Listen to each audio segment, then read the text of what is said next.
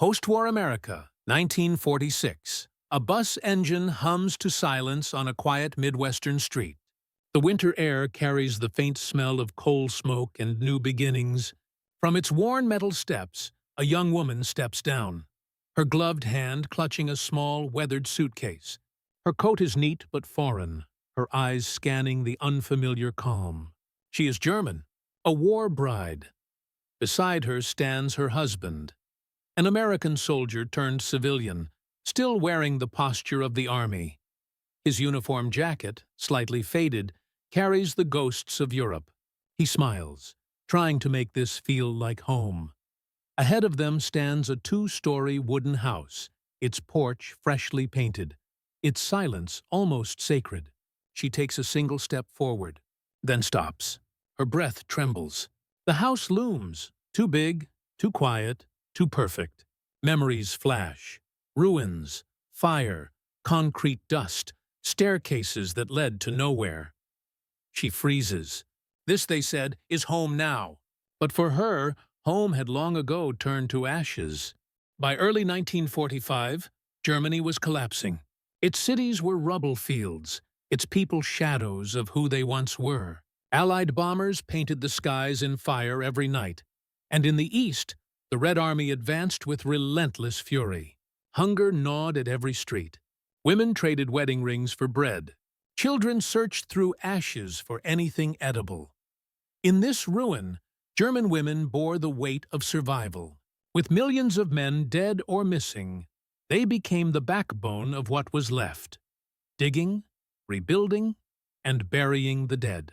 When the war finally ended in May 1945, peace didn't feel like liberation. It felt like exhaustion. Then came the occupiers. Among them, the Americans, young, clean-shaven, foreign. They brought chocolate, cigarettes, canned meat, and a strange sense of safety.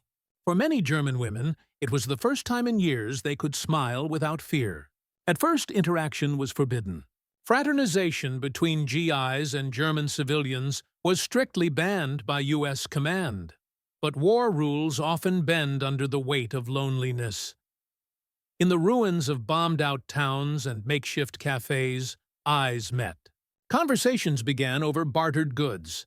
A cigarette became a word became a promise. Some GIs saw kindness in faces they were told to distrust. Some German women saw decency in men who were supposed to be enemies. Against all odds, love appeared where hatred had ruled. By 1946, thousands of such couples existed. Relationships formed in quiet defiance of history itself. The U.S. government faced a dilemma. Soldiers wanted to marry women from nations America had just defeated. To manage the growing number of these unions, Congress passed the War Brides Act of 1945. It allowed foreign wives of U.S. servicemen to immigrate to America without the usual quota restrictions. For many German women, it was a lifeline. Yet paperwork was grueling. Each bride underwent security checks, medical screenings, and background investigations. Families often objected. Communities whispered, "You're marrying the enemy," some said. But to those who had seen the worst of humanity, the idea of rebuilding with love didn't feel like betrayal. It felt like survival. Still, it wasn't easy. Marriages between German women and American soldiers carried invisible scars. The men came from victory, the women from defeat. One carried medals, the other carried memories she could never speak of, but they tried, because the world had burned enough. And, for a few brave souls, the promise of a new life across the ocean was worth the uncertainty. That journey, however, would be harder than any of them could imagine. The paperwork was complete. The farewells, quiet, tearful, and uncertain, were over. For thousands of German war brides, the next step was a journey that felt as vast as their hopes, crossing the Atlantic to a land they had only seen in photographs. In early 1946, military transport ships began carrying them westward. The women boarded with small suitcases, clutched photographs of husbands they hadn't seen for months, and hearts divided between two worlds. Some carried children born amid rubble. Others were newly married, their wedding rings barely a week old. Conditions aboard the ships were cramped. Cabins built for soldiers now held women and infants. Seasickness was constant, the Atlantic winds sharp and unforgiving. Yet beneath the discomfort ran an undercurrent of nervous excitement. These women had lived through bombings and hunger. A rocking ship was nothing compared to that. What frightened them more was what waited on the other side. To prepare them, the U.S. Army organized orientation centers, nicknamed bride schools. Here, German women were taught the basics of American life: how to cook with electric stoves, how to shop in supermarkets, how to address neighbors, and how to smile for photographs. They practiced English phrases: "Nice to meet you," "How do you do?" rehearsing the language of belonging. Some women laughed through it. Others cried quietly at night, realizing how far they were from everything familiar. Letters home took weeks to arrive, and many never did. When the ships finally reached American ports, New York, Boston, Norfolk, their arrival was often met with curious crowds and newspaper cameras. The press called them Hitler's brides turned sweethearts, a cruel phrase that reduced their humanity to headlines. But most Americans simply didn't know what to make of them. From the harbor, trains carried them inland to Texas, Kansas, Ohio, Illinois, small towns scattered across the American heartland. For many, the shock was immediate. The streets were wide, the houses untouched, the silence almost unsettling. They were stepping into a world that had been spared the destruction they knew too well. Neighbors watched from porches. Some welcomed them with kindness. Others whispered about the German girl living next door. These women learned to nod politely, to hide their accents, to fold their grief into daily chores. They missed the sound of their mother tongue, the smell of rye bread, the simple comfort of home. But they endured, because they had promised love, and because there was no way back. Among those women was one who would remember forever the day she first saw her American home. She would step out of a bus on a cold morning, see a two-story house standing proud before her, and freeze in silence. Her story would become a mirror for thousands of others who crossed that ocean, hoping to find peace, and instead finding the long road toward belonging. For every German war bride, the voyage across the Atlantic was not just a journey of distance, it was a severing of the soul. They left behind families shattered by war, mothers still rationing flour, siblings missing in Soviet camps. Letters were their only connection, and even those carried the weight of censorship and delay. Many never returned home again. In the silence of American nights, far from the familiar sound of trains and sirens, memories crept in. The laughter of a childhood friend lost in bombing raids, the smell of damp basements where they once hid, the echo of languages that no longer surrounded them. These women smiled for their husbands, for their new neighbors, but behind every polite nod was a silent act of mourning. Leaving everything behind meant carrying it inside forever. The social angle being a German woman in post-war America was a test of quiet endurance. In public, they were the enemy, even if war had ended. In private, they were wives trying to learn how to belong. Some faced cold stares in grocery lines, others whispers at church. A few communities treated them kindly, but kindness did not erase the isolation. They learned quickly to soften their accents, to hide their birthplace, to answer vaguely when asked where they were from. Their children would grow up speaking English first, because mothers feared their own language might draw judgment. Even simple things, how they cooked, how they dressed, how they spoke, became small negotiations between memory and adaptation. For many, silence became survival. They avoided discussing the war. They never mentioned their father's uniforms or their mother's losses. The only safe story was love. The story of meeting a soldier who offered hope when everything else was gone. The marital angle, love born in war, carried both tenderness and burden. Many American soldiers had seen too much: combat, occupation, death. The women they married had seen no less. Each brought their own ghosts into marriage. At first, love seemed strong enough to conquer the past.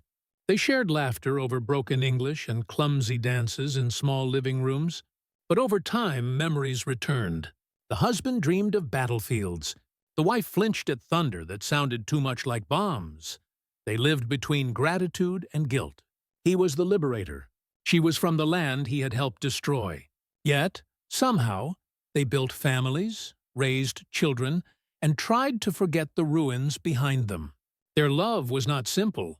It was a fragile bridge between victory and loss, between two nations learning to forgive. For them, the war did not end in 1945. It ended slowly, every day, across dinner tables in quiet rooms, in the act of learning how to live again. The first thing most German war brides noticed in America was abundance. Supermarkets glowed with fluorescent lights. Shelves overflowed with sugar, butter, canned peaches, and coffee. Things they hadn't seen in years. For women who had once stood in endless ration lines, the sight of plenty was almost disorienting. They smiled at their husbands, but inside they felt dizzy with disbelief. Yet abundance brought its own kind of alienation. The pace of life felt too clean, too easy. There were no bombed walls, no empty shelves, no silent reminders of loss. Some brides described it as a dream that never quite felt real, a world so different it seemed to reject the one they came from. In America, survival was no longer about endurance. It was about adaptation. They learned recipes with ingredients they couldn't pronounce and customs that didn't yet make sense. Thanksgiving dinners replaced meager winter stews. Radios played cheerful music while they washed dishes, and they wondered how long it would take before this comfort felt deserved. The psychological angle, the emotional distance between their past and present, could not be crossed by an ocean alone. Many suffered in silence from what modern psychology would call survivor's guilt.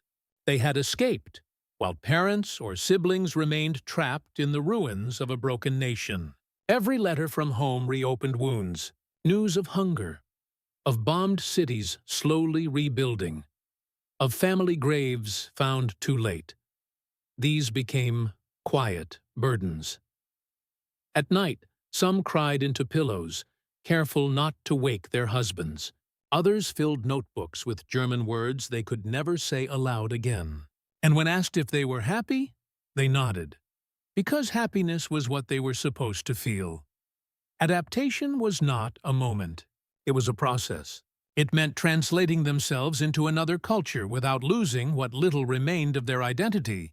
Some succeeded, some didn't, but nearly all lived between two worlds, belonging fully to neither.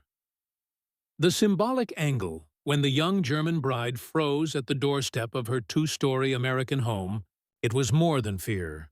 It was the weight of two worlds colliding. That single moment, suspended in silence, symbolized the psychological cost of rebuilding after total destruction. The door before her was open, but her past still stood behind her. Every creak of the wooden floor reminded her of collapsing staircases. Every quiet room echoed with the absence of family. The two-story house, stable, peaceful, intact, became a monument to what she had lost. Her hesitation captured what millions felt in those post-war years. The strange stillness after chaos, the unease of safety, the fear of beginning again. It wasn't just her story. It was the story of a generation forced to find peace in a world that had forgotten how. And it is from that frozen moment that her transformation truly begins. It was a cold morning in early 1947. The sky above the small Midwestern town was pale, washed in the stillness of winter. A military truck rumbled away, leaving a young couple standing at the edge of a quiet street, lined with identical houses and sleeping trees. The woman clutched her suitcase, the same one, she had carried through train stations in a dying Germany. Her husband, still wearing the faint shadow of his uniform, smiled proudly. He had promised her a real home, a place untouched by war. And here it stood before them, a two-story wooden house with white siding and blue shutters. But to her, the silence was deafening. No sirens, no footsteps, no echo of neighbors running for shelters, only stillness. He opened the door first. The scent of polished wood and new furniture filled the air. Light spilled through curtains that looked too clean. She hesitated on the threshold, 1 foot inside, 1 foot still outside. Her eyes moved upward to the staircase. 2 floors, a luxury beyond imagination. But in her mind, staircases led to danger. In Berlin, in Hamburg, in Cologne, stairs had collapsed under the weight of fire. Ceilings fell. Walls turned to dust. The wood beneath her shoe creaked, and her body stiffened. For a split second, her breath caught. The memory of bombs, the sound of falling beams, the rush of smoke flooding her lungs. Her husband turned, puzzled by her stillness. He called her name softly, thinking she was admiring the place. But she wasn't.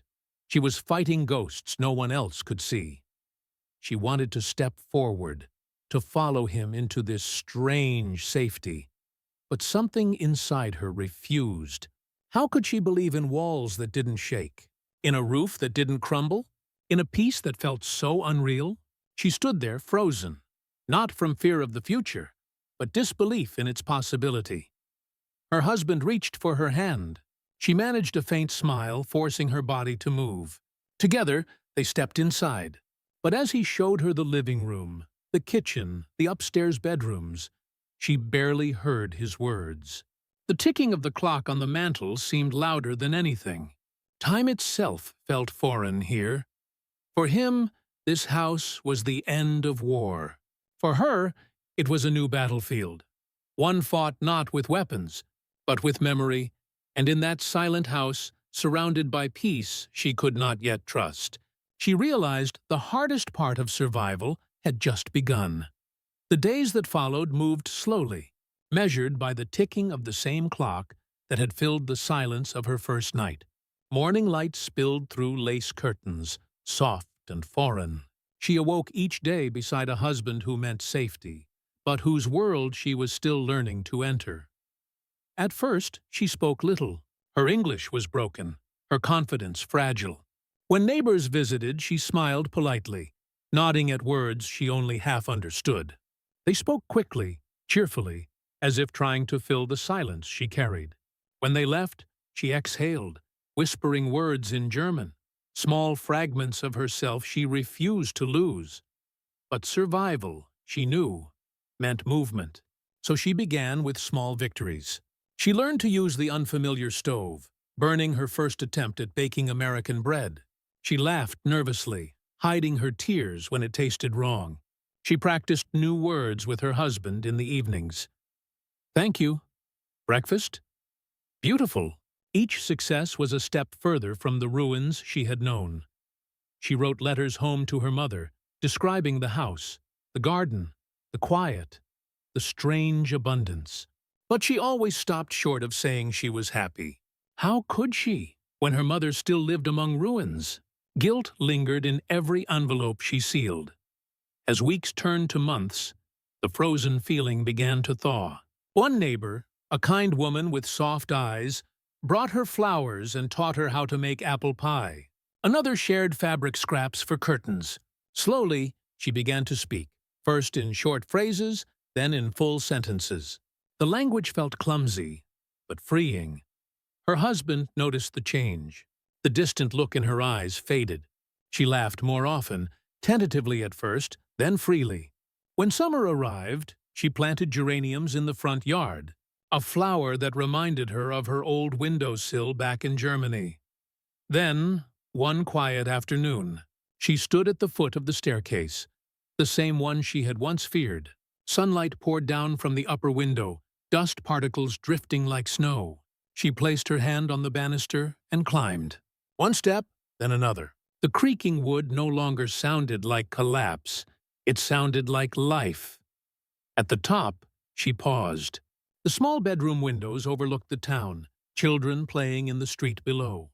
For the first time, she felt something she had not felt in years, safety that didn't feel borrowed. The war had taken her home, her language, her certainty. But here, in this quiet house, she had begun to build all three again. And though she could never erase the past, she had finally taken the first step toward truly living in the present. When the war ended, ships that once carried soldiers to battle now brought brides to new beginnings. Between 1946 and 1950, more than 70,000 German women crossed the Atlantic, bound for a country they had once been taught to fear. They arrived with small suitcases, trembling hope, and a love that defied the bitterness of history. Each arrival told a different story. In ports from New York to San Francisco, American soldiers waited anxiously, uniforms replaced with civilian suits, flowers trembling in their hands. The women descended the gangways uncertain, carrying not just belongings but invisible memories of air raids, ration lines, and loss. They were called war brides. Newspapers printed smiling photographs of them, dressed neatly and holding babies, as symbols of reconciliation.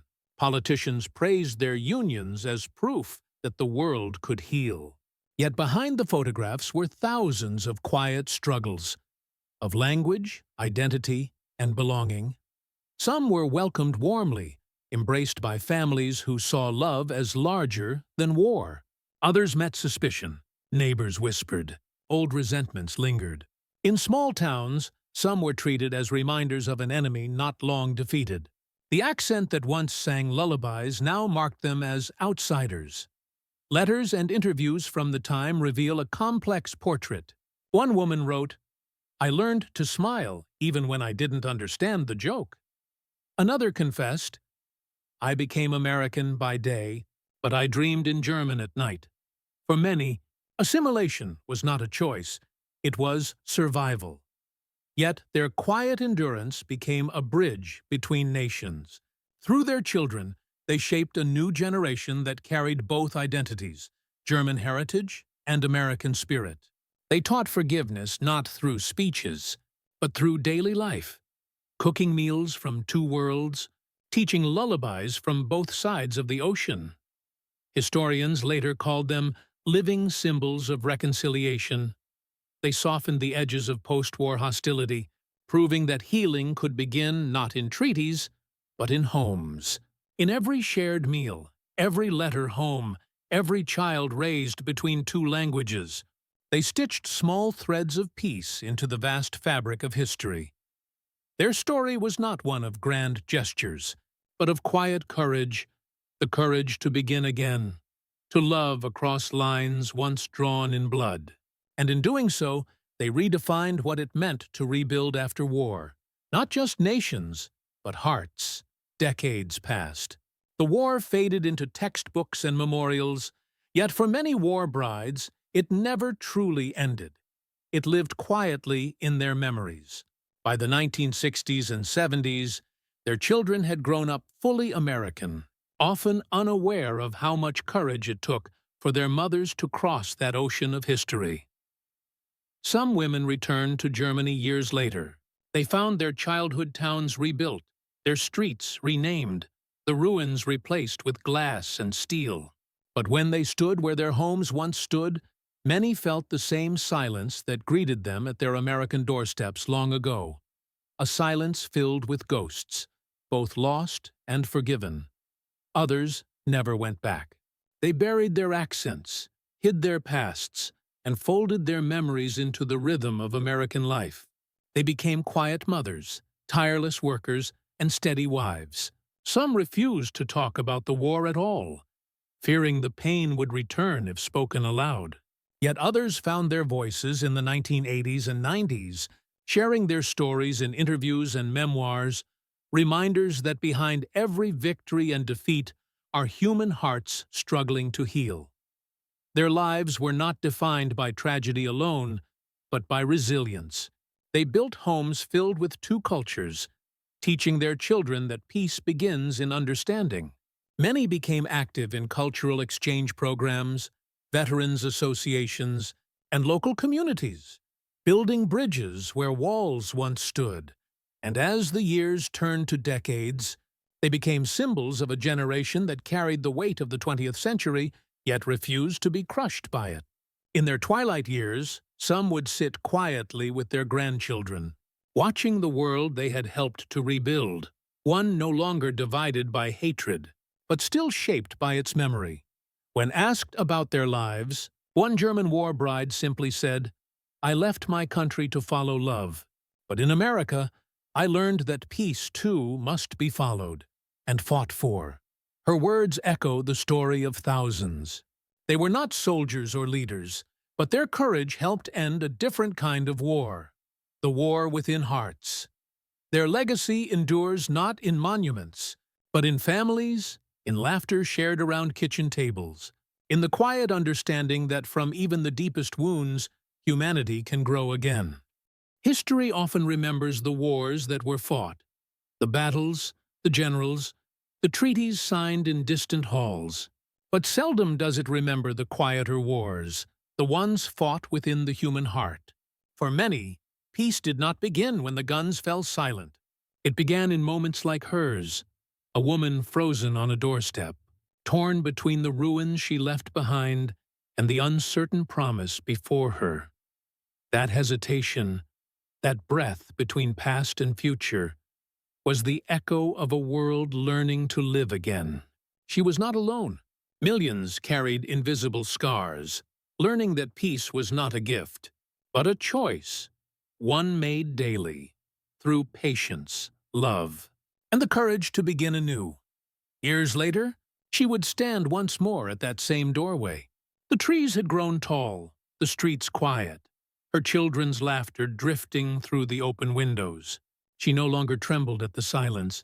It was hers now, her peace, her home. Her smile, soft and unguarded, was not just her victory, but humanity's, proof that even after history's darkest storm, light returns in the smallest of ways, and so her story becomes more than memory. It becomes a reminder that the true cost of peace is not written in treaties, but in the hearts brave enough to forgive, to rebuild, and to love again.